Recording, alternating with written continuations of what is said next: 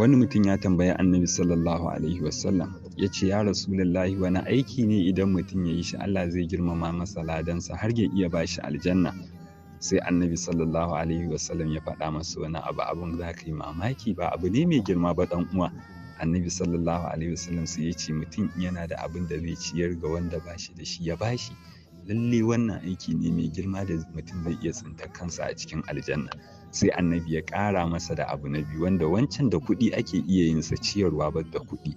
To in kuma mutum ba shi da kuɗi, sai annabi ya ƙara masa, sai ya ce mutum kuma in ba shi da wannan zai iya yi wa mutane sallama. Duk inda ka zo ka wuce ka ga yara ka ce musu assalamu alaikum, ka ga manya ka ce musu assalamu alaikum. Malamai suka yi saɓani, to mata ma za a iya ce musu assalamu alaikum. Malamai suka ce, Imamul Bukhari a cikin littafin sai ce shi yana ganin babu laifi. Imamul Malik a cikin littafin sa na Muwatta ya ce shi yana ganin babu laifi in matan dattijai ne ka ce musu assalamu alaikum, amma in an mata ne matasa, fitina za ta iya shiga haka ka kyale su ka wuce.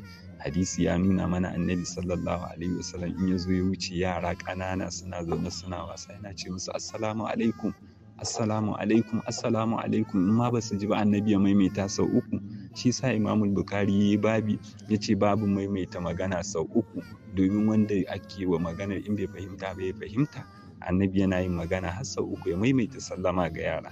Dan uwa, babu laifi abinda Allah ya hore ma kakkare na ba wani ya ci, musamman a irin wannan lokaci da ake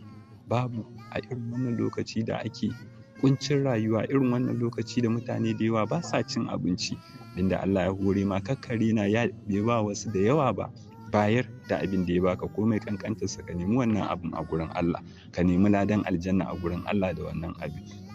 In kuma baka da shi, kai ma ta kanka kake yi, dan uwa yi kokari ka dinga yaɗa sallama a cikin mutane. Sallama alkhairinta yana da yawa. Duk waɗanda suke yin sallama a tsakaninsu, alkhairi zai mamaye wannan al'umma. Mutane za su tsinci kansu a cikin alkhairai masu ɗumbin yawa, wanda kuma za su tashi a cikin ranar gobe alkiyama. Tun daga duniya, sakamakon yin sallama za ka ga babu kulli, babu gaba, babu hasada a tsakaninsu. Ballantana a gobe alkiyama, Allah ma cewa ya 'yan aljanna cewa suke salamun salamun salamun. Allah ya tsada mu da aminci 'yan uwa. Assalamu alaikum. Muhammadun Rasulullah, la ilaha